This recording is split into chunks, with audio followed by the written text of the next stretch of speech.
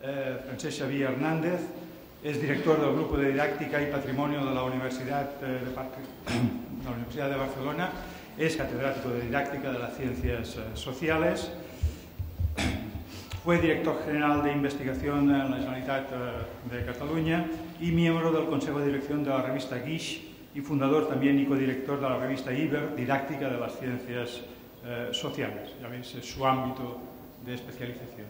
Por favor. Sí, muchas gracias. Buenas tardes. Agradecer en primer lugar a la organización la posibilidad de estar aquí. Como ven ustedes, el título es un título bastante complejo. La divulgación histórica, una estrategia orientada a experimentar experiencias singulares.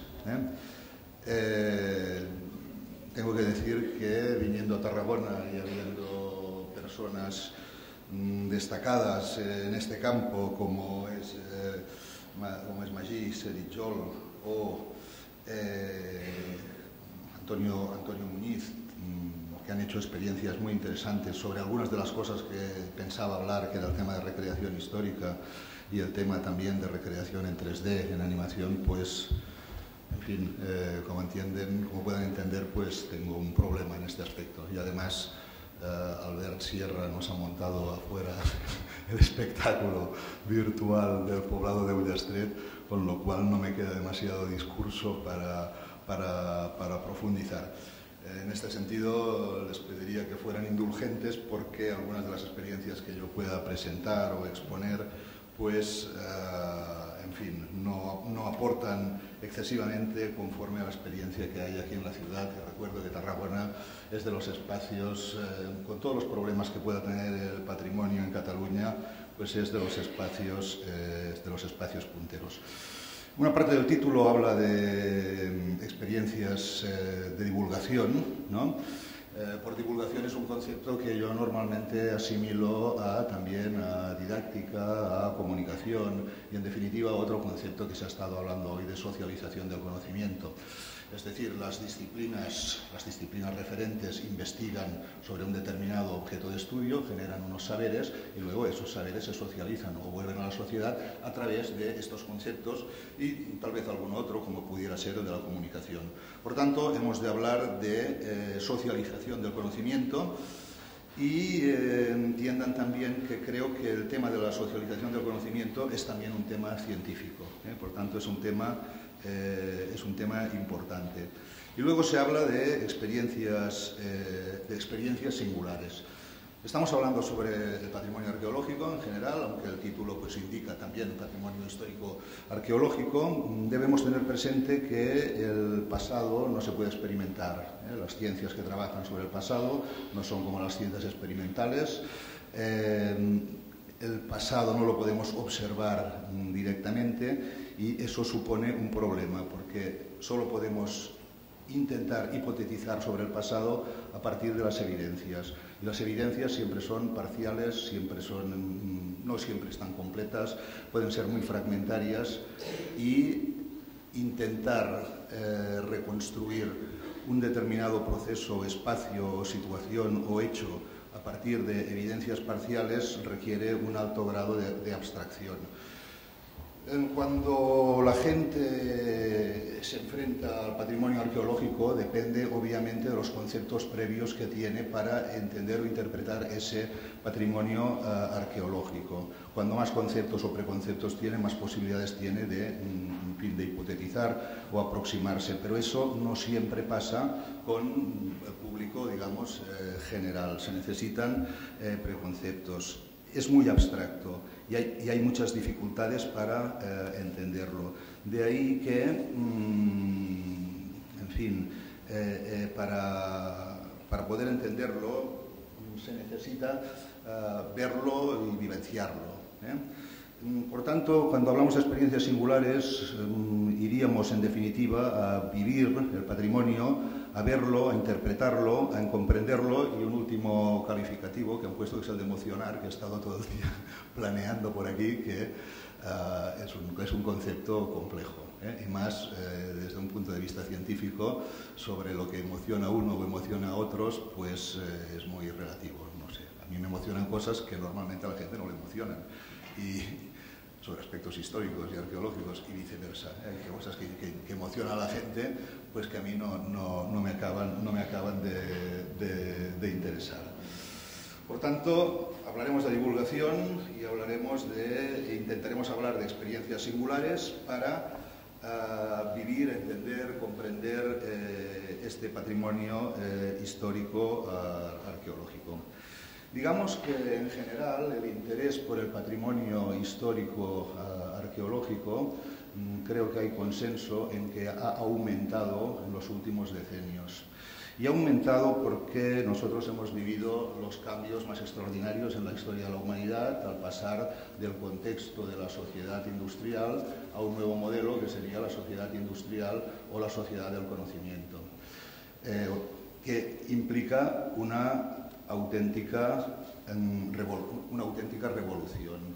En el marco de la sociedad industrial, caracterizada por la emergencia del Estado-Nación, los mercados definidos por el Estado-Nación, la hegemonía de la burguesía, pues el papel de saberes sobre el pasado no tenía una funcionalidad práctica demasiado clara, tenía una funcionalidad ideológica para inculcar el patriotismo, para dar una capa de erudición a las clases dominantes, a los poderosos, pero no había una función realmente práctica de lo que podía ser los saberes y los conocimientos aportados por las disciplinas que estudiaban el pasado.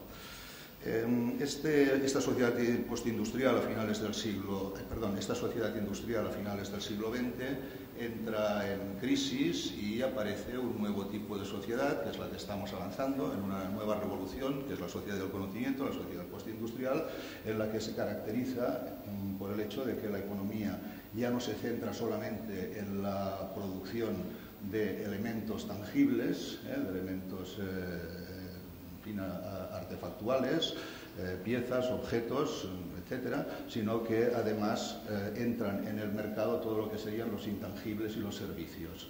Y de ahí que esto se consigue, lógicamente, porque hay una revolución científico-técnica, porque los avances tecnocientíficos y la irrupción de la informática, sobre todo, facilita los procesos de producción, es mucho más fácil producir.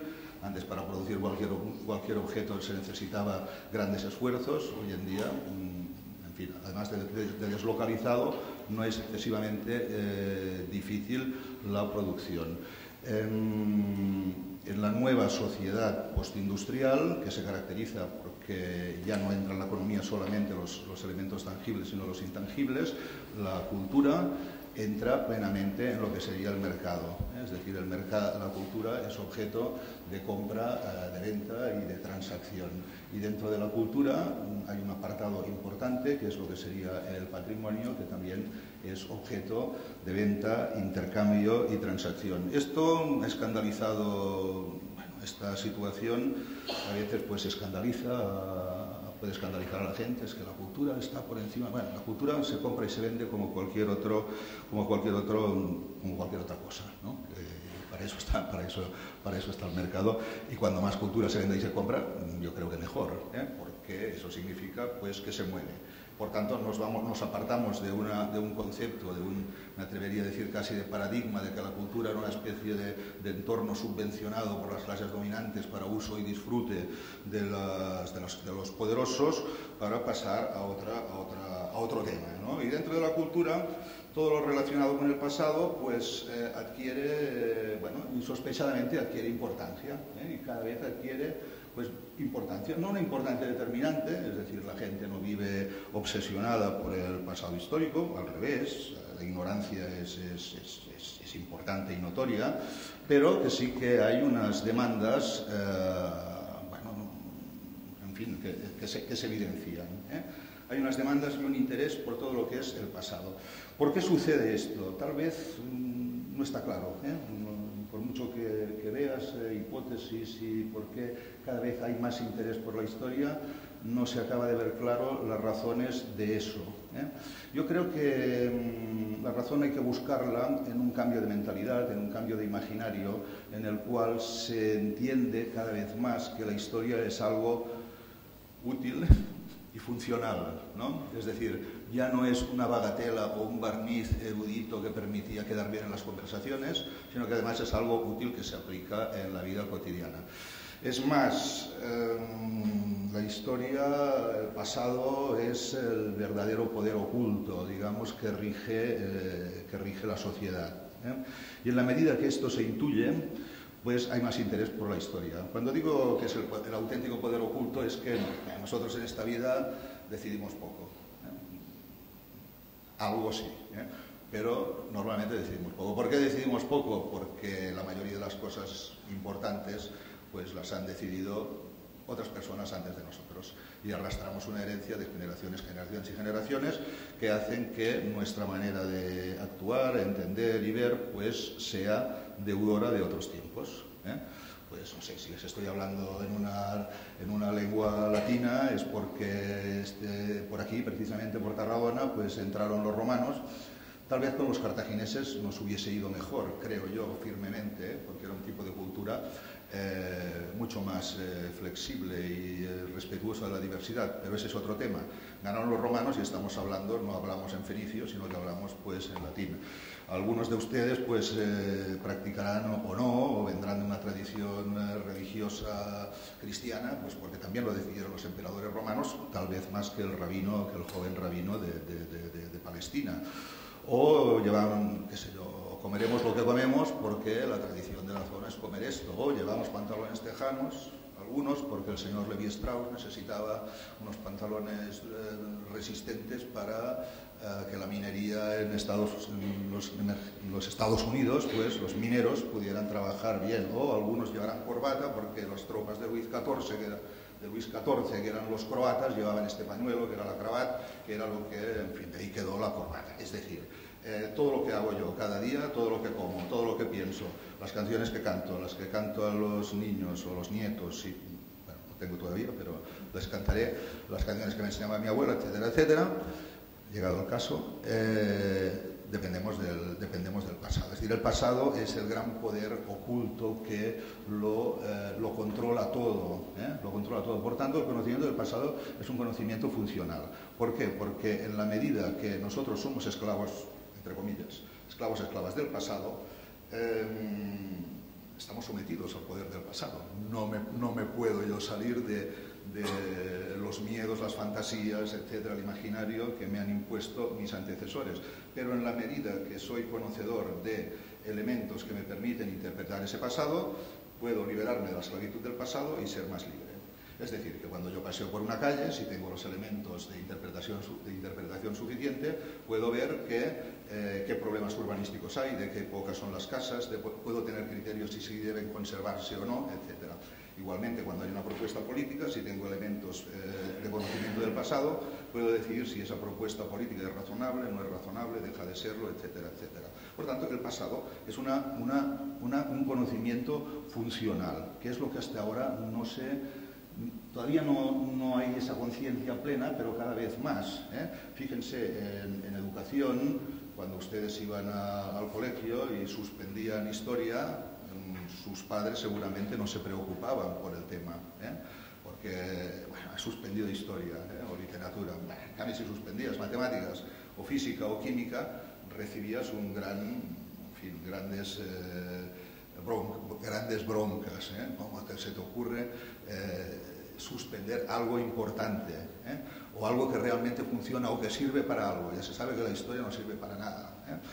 Obviamente esto cada vez está más contestado, a pesar de que en los programas educativos la historia ha desaparecido, pero está claro que la historia es tan útil como cualquier otra disciplina.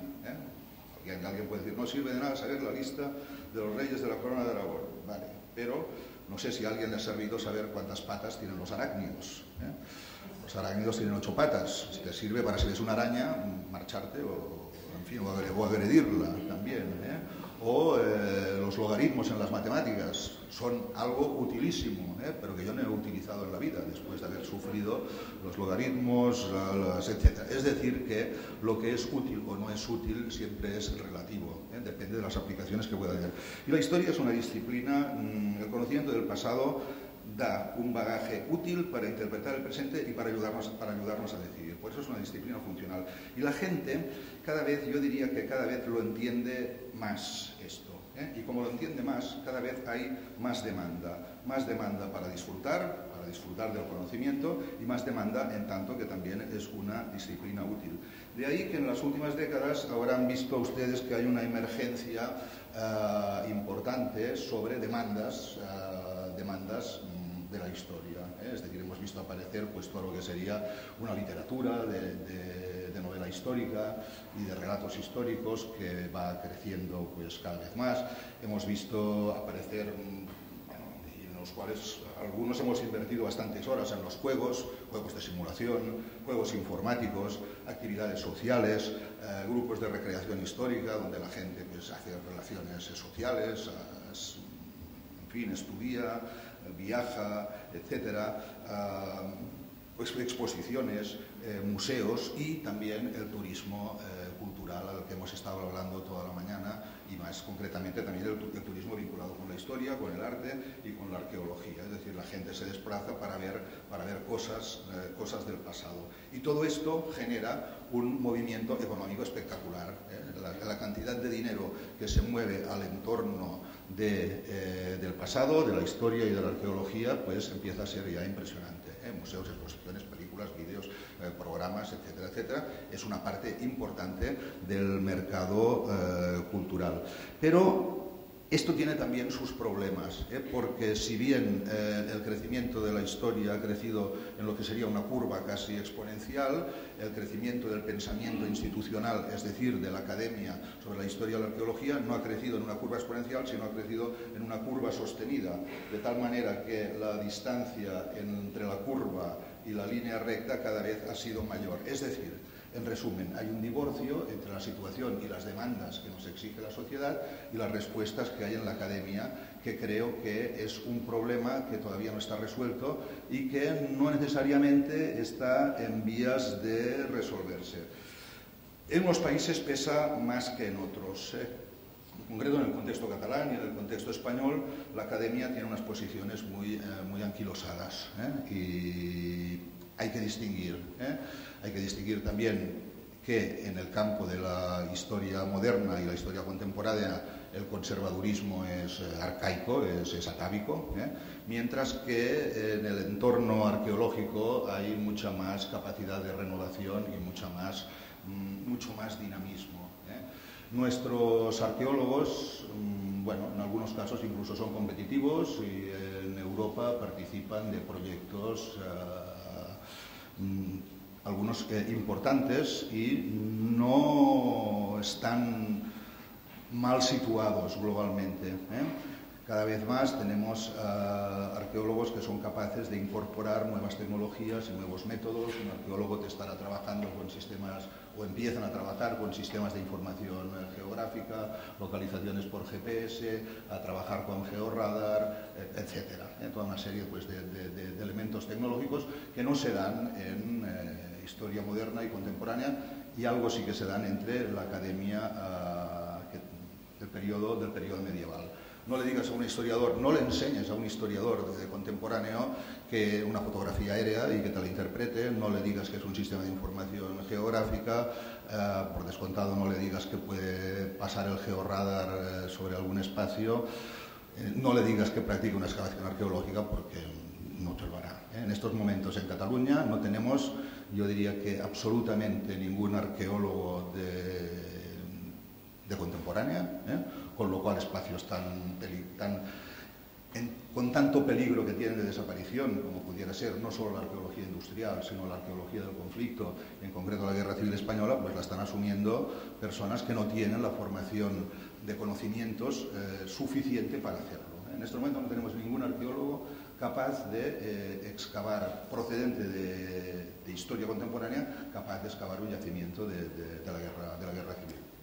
Yo estoy en un grupo que trabaja básicamente en didáctica y trabajamos con multiépocas y a veces hemos asumido la responsabilidad de hacer alguna excavación simplemente porque es que en contemporánea no hay nadie.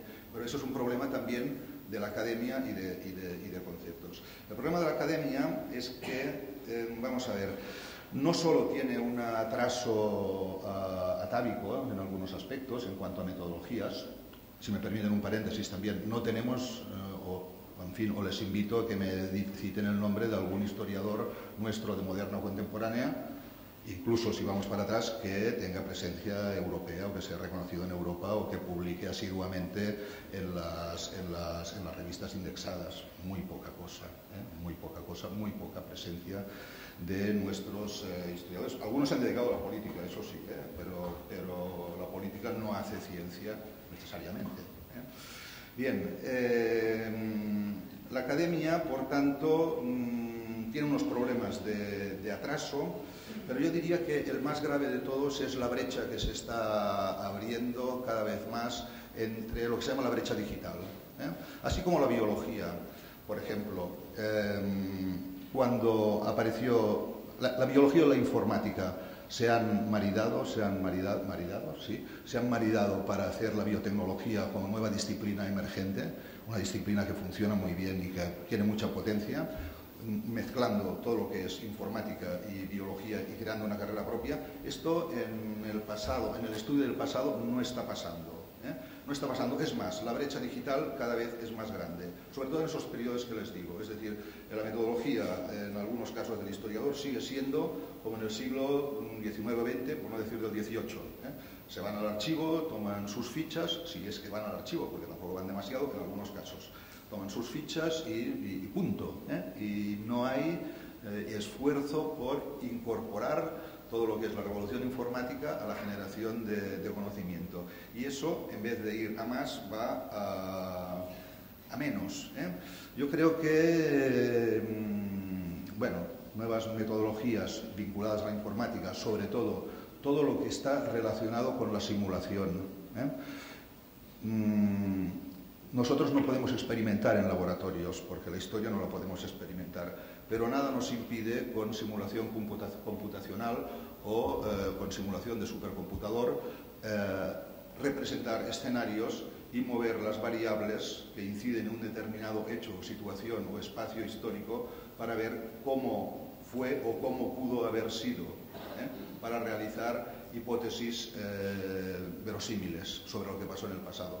Esto ha habido un proyecto europeo en los últimos años, que es el Simulpast, que ha agrupado historiadores y sobre todo ingenieros europeos para trabajar precisamente en esta zona. Los grandes laboratorios del futuro de trabajar en historia consistirán en laboratorios informáticos donde colocaremos las variables para ver qué pasó o qué pudo haber pasado o cómo eran determinados hechos del pasado. Pero eso requiere o requeriría que incorporáramos ingenieros de manera masiva al tema de la historia y no parece que la academia esté por eso. Por tanto, hay un problema de brecha digital, pero aparte hay otros problemas. Hay problemas como lo que sería la academia no... Ya sé que estoy haciendo un discurso incendiario contra la academia, pero bueno, tampoco pasa nada, yo formo parte de la academia también, de alguna manera. Es decir, que no se lo tomen a mal si hay algún miembro de la academia, entiéndanlo como una crítica constructiva o destructiva, no sé.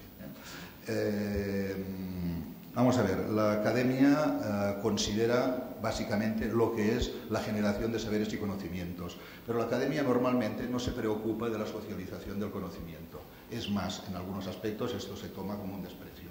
Verán ustedes que, a diferencia de lo que pasa en el Reino Unido, donde en el campo de la arqueología después se ha llegado a iniciativas tan interesantes como es todo el entorno de la arqueología pública, que aquí llegan los ecos y las prácticas pues más o menos matizadas, la academia, repito, se preocupa poco de lo que es la difusión, la divulgación y la didáctica. Eso en otras disciplinas no pasa. Ustedes verán por la televisión cuando hay un programa de ciencias, qué interesante que es ese programa de ciencias, ¿no? Las costumbres del ornitorrinco, apasionante. Bueno, pues que la gente de ciencias y biología está haciendo programas de divulgación y de difusión desde hace 50 o 60 años. Cuando es un programa de historia, normalmente cambias de canal en muchos casos, porque aparte de entrevistar a alguna persona de edad o algún historiador o profesional de edad, no hay una experiencia. Pero no hay una experiencia porque no ha habido tampoco interés. No se ha considerado que esto sea necesariamente de interés. Observen ustedes los programas de las diferentes facultades profesores de historia y verán que no hay asignaturas vinculadas a la didáctica, vinculadas a la comunicación, que puedan dar a entender que la responsabilidad de la comunicación, de los saberes generados por la disciplina, es responsabilidad de la disciplina. Desde el momento que se renuncia a la responsabilidad de difundir y divulgar los saberes, empiezan a pasar cosas extrañas. ¿Por qué? Porque ese gran movimiento económico que está habiendo a nivel de mercado, grande en términos relativos al entorno del estudio del pasado, en tanto en cuanto que la academia no incide en ese movimiento de mercado, incide en otros. Y tenemos el que sería el intrusismo. El intrusismo consiste en que en el campo de la difusión, divulgación y didáctica de la historia, pues en muchos casos está a manos de aspectos de intrusos. Algunos ejemplos, y no quisiera tampoco ofender a ninguna profesión, pero en muchos casos el diseño y ejecución de museos no lo realizan los profesionales de la historia, es más, están como asesores. Normalmente son los arquitectos o los diseñadores quienes se encargan de diseñar esos espacios, con situaciones de desastre en algunos casos, como las que no hace falta que insistamos, pero existen. Pero la dirección en algunos casos, una exposición no es un problema de diseño, no es un problema que se pueda valorar en base a una dicotomía de verdadero o falso. Es decir, el conocimiento científico se basa en la dicotomía de verdadero o falso, mientras que lo que sería el diseño, lo que te gusta o no te gusta, es aleatorio, depende del imaginario de una sociedad determinada en un momento determinado. Por tanto, que una exposición sea bonita, a mí particularmente como científico me importa un rábano, digamos. Lo que quiero ver es si lo que hay es correcto y si se entiende, y eso sí lo puedo demostrar. Puedo ver si la exposición es comprensible, si es verdadero o falso, que es comprensible. Pero no puedo decir que es verdadero o falso que sea una exposición bonita o fea. Es un tema de gustos. Entonces, sobre esto debemos tenerlo presente, porque básicamente la comunicación, la difusión, la divulgación y la didáctica son aspectos que deben estar bajo el dominio científico. Entonces, en tanto en cuanto que la academia no incide sobre estos aspectos más económicos, tenemos pues el intrusismo. Quisiera citar también, sin ánimo de hacer sangre, pues, no sé, por ejemplo, tenemos revistas profesionales muy interesantes, pero por ejemplo, una de las revistas de difusión más importantes que hay en Cataluña, que es Sapiens. Si tú eres historiador no vas a escribir en Sapiens normalmente. En Sapiens escriben los periodistas. Está muy bien como profesión, pero un historiador solo no puede escribir en Sapiens si no le reescribe el artículo un periodista. Lo cual da idea un poco de la poca beligerancia de la academia en defender lo que es suyo, que es la propia difusión y divulgación de sus propios conocimientos. A nadie se le ocurriría que en una revista de medicina no pudieran escribir los médicos. Sería, usted que es médico no puede escribir, le escribirá el artículo un periodista, o le ayudará a escribir el artículo un periodista. Esto sería impensable. En cambio, pues aquí sucede. Por tanto, tenemos un problema importante, que, repito, creo que en el futuro este reto se va a tener que superar y el tema de la hibridación o implicación con lo que sería todo el entorno informático va a ser determinante. Dicho esto, que sería la introducción, es decir, que estamos como estamos, en este proceso pues, revolucionario, yo les voy a explicar un poco la casuística de lo que hacemos nosotros, más o menos, y los intentos que estamos haciendo, en concreto nosotros desde la Universidad de Barcelona, en el campo de la didáctica de las ciencias sociales, buscando, les voy a dar algunos ejemplos, pero como me he dejado el teléfono, no tengo ahora.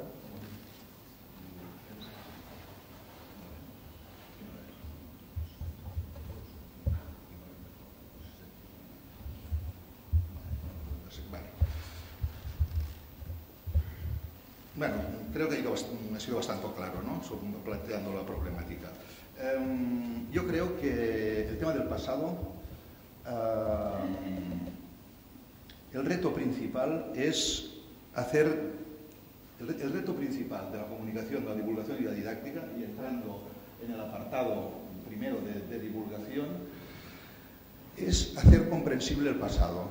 Como les decía antes, la historia no la podemos ver, solo la tenemos a partir de elementos fragmentarios, y lo que tenemos que hacer es que la gente pueda verlo. En tanto que lo pueda ver, por tanto que nosotros podamos generar imágenes comprensibles del pasado, eso va a facilitar que la gente entienda lo que está viendo, lo pueda interpretar y también que, creo yo, que pueda emocionarse a partir de las experiencias más o menos singulares que puedan vincularse a ese pasado. Y con la pasión esta dedicada al tema académico, me he olvidado de pasarles el PowerPoint, que más o menos iba rezando sobre esto y sobre el cual no les voy a insistir, pero vendría a decir las líneas estas, esto que les he comentado. Las nuevas demandas de la sociedad, la quimera del viaje en el tiempo y en el espacio, las experiencias emergentes, la recreación, el turismo cultural, etc. Los problemas de la academia, los problemas de la arqueología y la historia, desprecio a la transferencia, incapacidad para efectuar la transposición didáctica, la necesidad de enriquecer la metodología. Y sí que creo que debemos tener claro que cuanto más avanzada y más tecnológicamente avanzada sea la investigación, más posibilidades vamos a tener de difundir y de producir productos didácticos. Una ficha de un archivo da para difundir, divulgar lo que da de sí.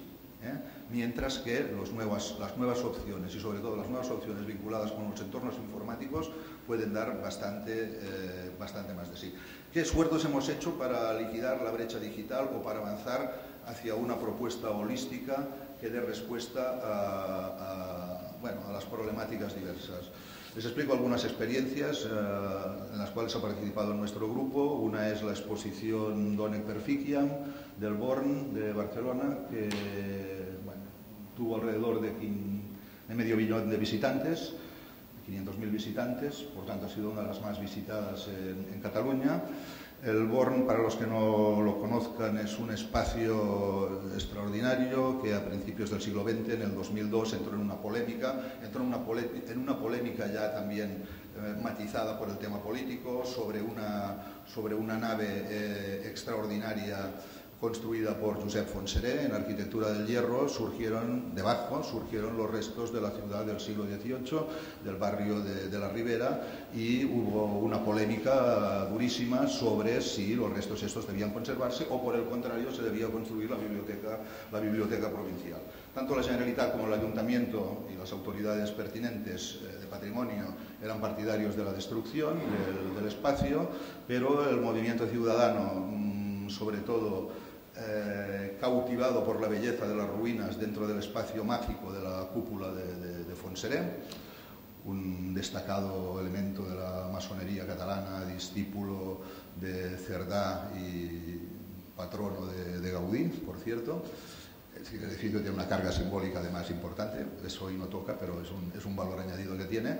Pues consiguió, después de una dura campaña, que ese espacio se conservara. El espacio era un barrio del siglo XVIII, el barrio de Ribera, que había sufrido muy duramente los ataques de la artillería del asedio de 1713-1714, y además en 1718 el espacio había sido destruido, arrasado, para construir la Ciudadela, un espacio represivo en el cual Felipe V pretendía tener controlada la ciudad de Barcelona. Por tanto, tenía una carga política importante en el contexto de la historia de Cataluña. En tanto en cuanto que el final del Estado catalán en 1714 estaba muy vinculado a estos hechos políticos y militares. Por tanto, a nadie se le escapaba que era un espacio con una carga, que podía tener una carga política complementaria importante, pero que como espacio arqueológico era un espacio impresionante de la ciudad del siglo XVIII y con muchas posibilidades, y que la excavación reportó, a pesar de haber estado arrasado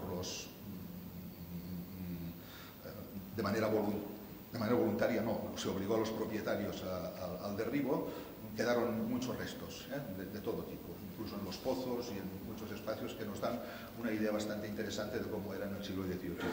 Nosotros, el grupo nuestro, que es el de Didáctica del Patrimonio, no participó en la excavación de ese espacio, que también era un campo de batalla urbano, pero sí que teníamos experiencia en intentar nuevas incursiones metodológicas en el campo de la arqueología en un espacio o en una temática que no está demasiado trabajada, que es la arqueología del conflicto.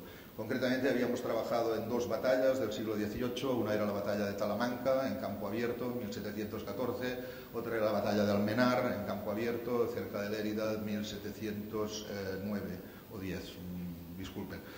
Normalmente trabajamos siguiendo la metodología que Scott había desarrollado en Little Big Horn a finales del siglo XX, es decir, trabajando con prospección geofísica, detectores de metales, recuperando munición, recuperando las balas, localizándolas con GPS y pasándolas a un sistema de información geográfica para tener pues toda la información. Es decir, que las batallas del 18, las del 19 y sobre todo, y las del 17 se trabajan sobre todo en base a recuperar munición y establecer mapas de munición, lo cual nos permite saber, bueno, es un Cristo hablando en plata, porque los calibres son diferentes, has de saber si la bala es de calibre de fusil inglés, fusil austriaco, pistola catalana, escopeta catalana, munición de miquelete, etc. Es un proceso bastante complejo, muy interesante, por cierto, y en este campo sí que teníamos bastante experiencia de trabajar sobre el siglo XVIII y sobre conflictos en el siglo XVIII, porque también habíamos hecho trabajo de archivo importante, sobre todo en uniformología y equipo a partir de los archivos del Hospital de la Santa Cruz de Barcelona. Por cierto, en el siglo XVIII ya se utilizaban balas Dum-Dum, por si alguien lo sabe, que son estas balas cruzadas para hacer más daño. Es una evidencia porque salen. También trabajamos utilizando recursos informáticos, los puntos de vista que tenían los diferentes comandantes, qué es lo que veía un comandante, qué es lo que veía otro. Trabajamos con los sistemas de información geográfica,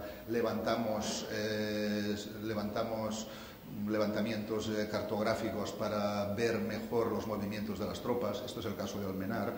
Esta cartografía ayuda mucho a entender los espacios, y también, esto ya se los dejo por si alguien tuviese interés, empezamos a trabajar con todo lo que sería teoría de juegos.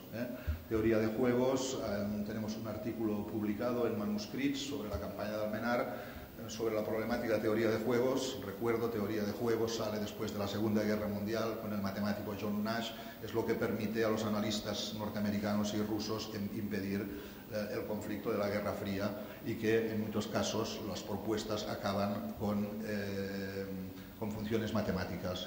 Es algo bastante traumático para un historiador ver esto. Cuando presentamos el artículo en Manuscrits tuvimos bastantes problemas porque no sabían si reír, llorar o echarnos. Al final creyeron que era interesante y lo publicaron, y realmente da las diversas propuestas, qué opción tengo yo, qué tiene el otro, etc. Algo de matematización. Es decir que íbamos utilizando rutas de mínimo coste, un tema apasionante, lo utilizamos para ver las rutas de suministro del ejército austriacista, por dónde podían pasar los miquelets, por dónde podían pasar las mulas, dónde iba la caballería borbónica, siempre con el ordenador. Es decir, que intentamos utilizar todo lo que serían nuevas tecnologías para explicar la arqueología del conflicto y de los campos de batalla. Naturalmente, en otros espacios arqueológicos sí que se utiliza otros recursos, como puede ser el georradar. Nosotros el georradar en el siglo XVIII no lo hemos utilizado, pero sí que lo hemos utilizado ampliamente en excavaciones de la Guerra Civil Española. Esto es, por ejemplo, el paso del georradar para localizar refugios antiaéreos en el campo de aviación dels Monjos, donde, en fin, pasas la máquina y más o menos, porque también hace unos dibujos un poco raros, puedes llegar a saber a localizar estructuras de refugios antiaéreos localizadas bajo tierra. Esto es un refugio antiaéreo, aunque no lo parezca, parece que sea, no sé qué, una esponja o algo. Es un refugio antiaéreo sacado por el georradar en el campo de aviación de Els Monjos. En nuestro caso, queríamos representar una exposición que representara el conflicto de 1714 en un espacio bastante difícil, del Born, porque bueno, el arquitecto había dejado toda una pared de servicios, una pared acristalada, bueno, el suelo también era un suelo técnico, pero tenía muchos problemas, y la opción que hicimos intentando pues incorporar todo lo que llevábamos también se inspiró en lo que se habían hecho en otros lugares. Lo que hicimos para esta exposición fue ver qué casos paralelos habían. Optamos por la batalla de Culloden. Culloden queda cerca de...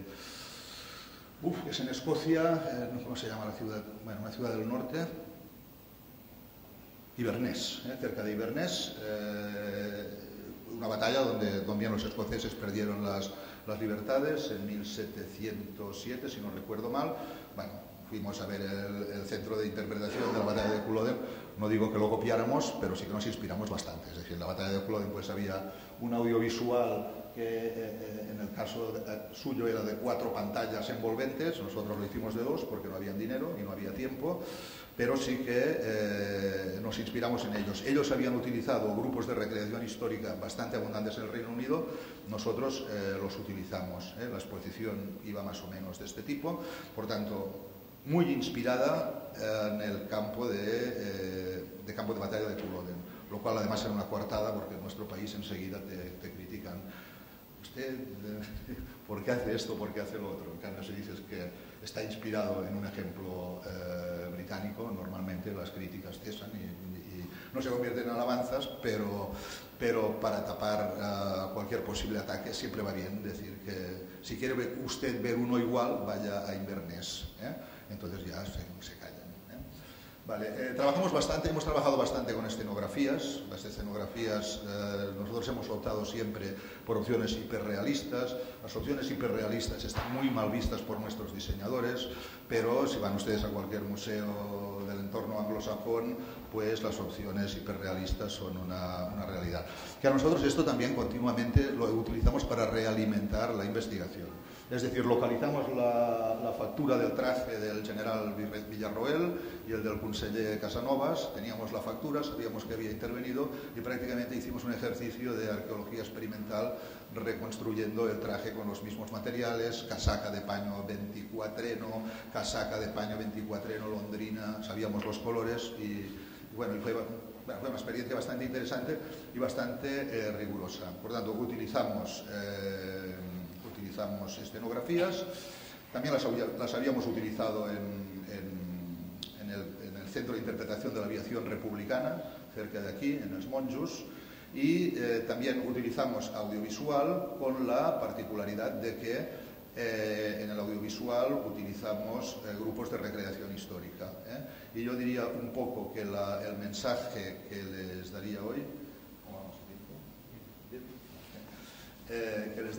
sería el siguiente. Nuestra aportación, por decirlo de alguna manera, aparte de lo que sería, lo que puede ser de investigación, estrictamente en divulgación, sería juntar, para obtener imágenes visibles del pasado. Vamos a aprovechar todo lo que tenemos de informática y sobre todo de 3D, que todavía no hemos hablado. Vamos a aprovechar los grupos de recreación histórica para recrear imágenes cinéticas y vamos a aprovechar y vamos a juntarlo todo. Vamos a juntar recreación 3D, grupos de recreación histórica, fotografía y imagen cinética para crear a un precio asequible, bajo y rápido imágenes del pasado que se puedan reaplicar de manera polivalente a diferentes opciones, es decir, a libros, a cuadernos, a audiovisuales, a películas, a juegos, a paneles y a museografía. Es decir, que optimizar un mismo producto. Esta fue una experiencia interesante, excepto los caballos, que uno se cayó y casi... En fin, uno no es experto en caballos y nos alquilaron unos caballos que eran cadavéricos. La primera carga fueron por el suelo, los jinetes también, y fue un drama, pero no se puede tener, no he montado nunca un caballo y creo que ya tampoco montaré. Este, por ejemplo, es un cuadro famoso del combate 1714, pues que nosotros lo hemos replicado y a partir de la réplica pues lo actualizamos a manera científica, colocando los uniformes que tocaban, a diferencia del cuadro que había hecho Struck. Es decir, utilizamos los grupos de recreación histórica para obtener imágenes cinéticas, documentales y para obtener imágenes 2D. Y luego levantamos también lo que serían los 3D. Los 3D, en el caso del Born, lo levantamos a partir del plano arqueológico, teniendo muy en cuenta qué espacios habían desagües, es decir, en los cuales había enterrados, en cuáles no habían desagües, en los cuales había tejado, y optamos por buscar texturas que fueran realistas. Obviamente no sabemos la fachada si tenía 4 ventanas o si tenía 6, pero teniendo en cuenta la disposición de la planta, teniendo en cuenta que la planta en general se repite en los pisos superiores y teniendo en cuenta en algunos casos los inventarios post-mortem que hablan en algunas casas de manera muy concreta lo que hay en cada habitación, incluidas las ventanas, incluso pues se procedió a una reconstrucción 3D bastante exhaustiva, a partir de la cual pusimos animación, que nos sirvió para hacer el audiovisual cenital. También reconstruimos con 3D la mitad de Barcelona, la otra mitad no, porque no había presupuesto. Entonces grabamos el audiovisual de la batalla y sobre las imágenes de la selección de 2D colocamos pues las figuras humanas, el paisaje humano, todo documentado al máximo.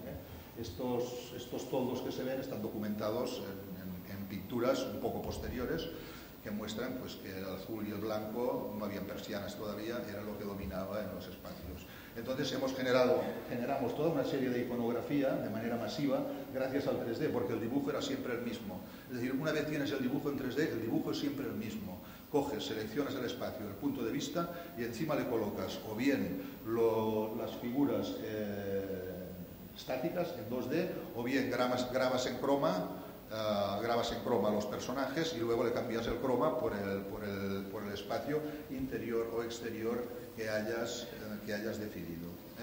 Esta fue una experiencia primera que luego hemos ido repitiendo y aparte también creo que es interesante. Otra aportación que hemos hecho es el tema de la monumentalización. En cada una de las intervenciones que vamos haciendo colocamos luego monumentos. Hacemos monumentos para hacer la política de memoria. Sobre todo lo hemos hecho en el caso de la Guerra Civil Española, porque creo que somos los únicos que hemos hecho monumentos en memoria del Ejército Popular de la República. Esta es una placa que se hizo en memoria de la 15 Brigada Internacional, 15 Brigada Mixta, en la Fatarella, y que se ha convertido también pues, en un puesto, en un espacio de memoria, de celebración, etc. Llevamos hechas como 5 o 6 de estas placas. Las pagamos con proyectos de investigación.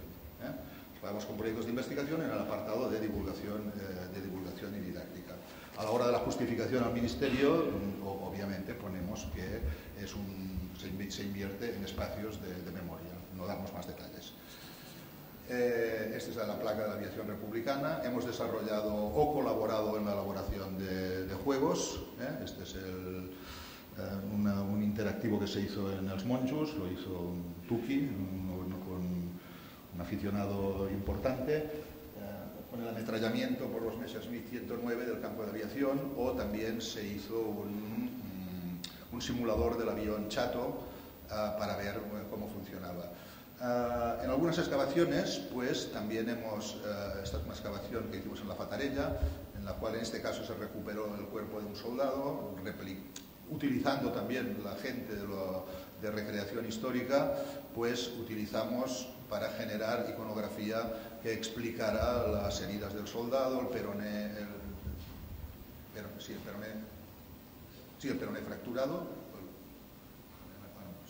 fracturado. Le faltaba una mano, tenía todas las heridas que había tenido en el pecho por la metralla, etcétera, y recreando situaciones. Finalmente, ahora en estos momentos, 5 minutos, pues vamos a pasar, si no es abusar de la paciencia, les enseñaría, por ejemplo,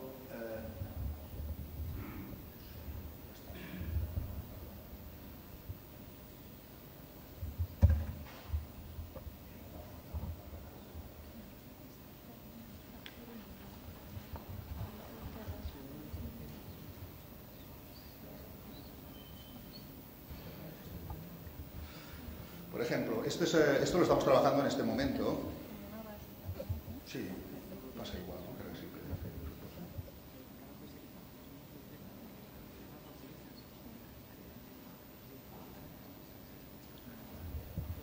Este es el castillo de la Trinidad de Rosas, una pieza excepcional de arquitectura militar de la época de Carlos V, mediados del siglo XVI, hecho para contrarrestar el peligro francés y el peligro turco. El fuerte fue volado en época con la retirada de la guerra del francés en 1814, que por cierto, como anécdota, este fuerte fue defendido por Lord Cochrane, que es el protagonista de Master and Commander, que llevaba el mando de las fragatas inglesas que defendieron Rosas. Y el Master and Commander, el Jack el Afortunado de la película, defendió el fuerte de Rosas contra los franceses. Luego marchó a Chile y fue héroe de la Marina chilena.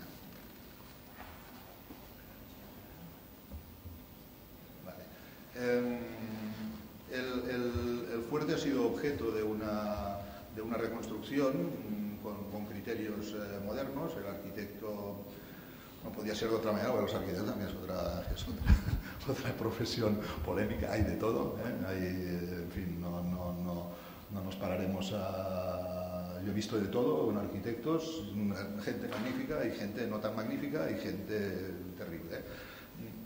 Este lo criticaron mucho, pero realmente su trabajo lo hizo muy bien, visto después lo que había, y claro, no puedes reconstruir unos muros de 3 metros de ancho según cómo, es decir que se salió bastante bien, porque el fuerte había estado volado. Lo que hemos hecho nosotros es, siguiendo este proceso, cogemos y sacamos el 3D, y el 3D nos permite, un instrumento que nos permite ver el bicho cómo se ve desde los diferentes aspectos. Implica hacer una reconstrucción, la reconstrucción hipotética, que es otra metodología que no se utiliza excesivamente como investigación de base, es una metodología muy útil. Aquí era muy interesante ver el plan de fuegos, cómo funcionaba, porque del 16 la artillería no estaba demasiado desarrollada, y una vez tienes el dibujo, puedes hacerle todas las vistas que quieras, les puedes hacer todas las animaciones que consideres, y tienes pues una información importante. Este lo tenemos todo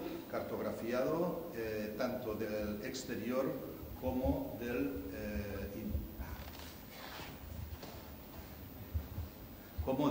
interior.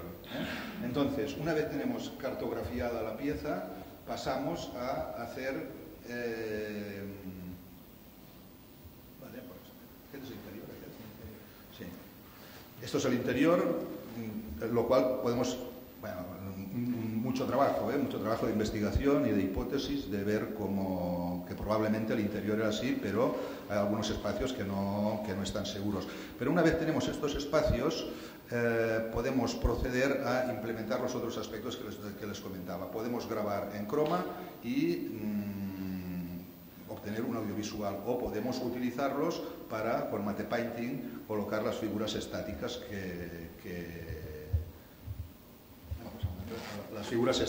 que consideremos.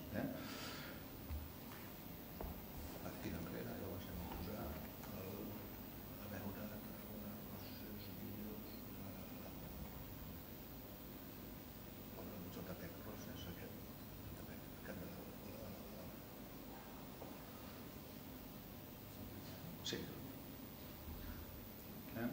Utilizando 2 minutos. Bueno, 2 minutos serán suficientes. Es decir, cogemos los grupos de recreación y si no los alquilamos o los improvisamos o nos ponemos nosotros.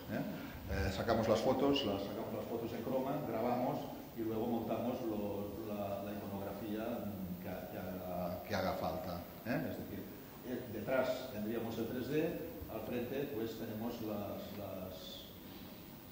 grupos de recreación que utilizamos para hacer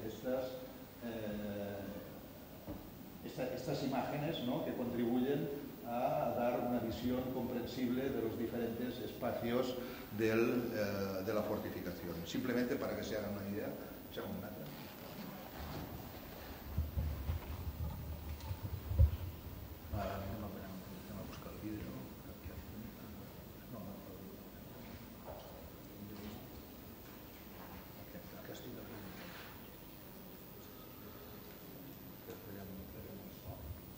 Des de temps remots, l'estratègic port natural de Roses va ser... Vale, este está en proceso de montaje, por tanto no tiene loft todavía, pero sí que,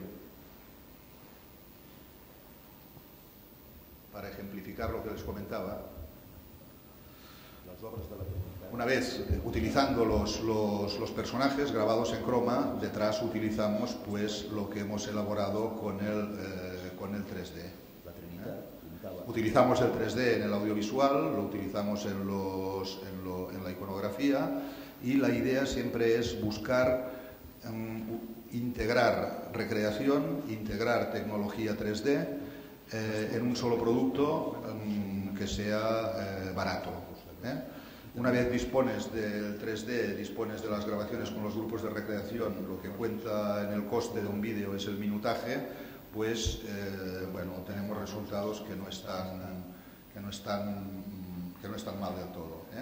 Y con los recreadores, pues podemos, en fin, este grupo de recreación es de Tarragona, precisamente, uno de los que nos ayudó.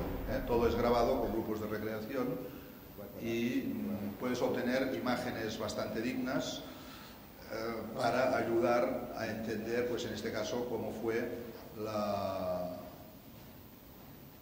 batalla de la Trinidad.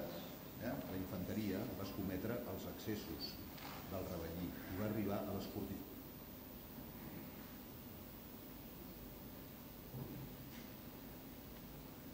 En esta grabación participaron unas 60 personas. La ventaja que tiene este método de obtener es que en general son fanáticos, la gente de los grupos de recreación vienen por poco coste, pagar desplazamiento, pagar la comida, traen todo su traje, saben cómo moverse perfectamente, disponen de armas, de permiso de armas, y si tuvieras que pagar el precio de estas imágenes alquilando actores o alquilando el vestuario sería absolutamente inviable. Y esto quiere decir que con poco precio podemos tener el 3D, podemos tener los grupos de recreación y, en definitiva, tener unos productos polivalentes que nos permitan socializar al máximo el conocimiento, buscando un tipo disculpen que insista en el tema del precio porque es determinante. Han habido muchos abusos en museografía y lo que nosotros debemos intentar es dar buenos productos que se pueden divulgar o se pueden sostener en tanto en cuanto que que sean asequibles y que sean sostenibles, sobre todo. Pues nada más. Aquí le ponían mucha pasión la gente al tema este. Bueno, hay un montón de minutaje. Lo que les decía, pues por ejemplo aquí está grabado en croma el capitán Cochrane pues mirando la fortificación y detrás hay pues el 3D. Pues yo creo que hemos agotado el tiempo y si luego tienen alguna pregunta o alguna cuestión.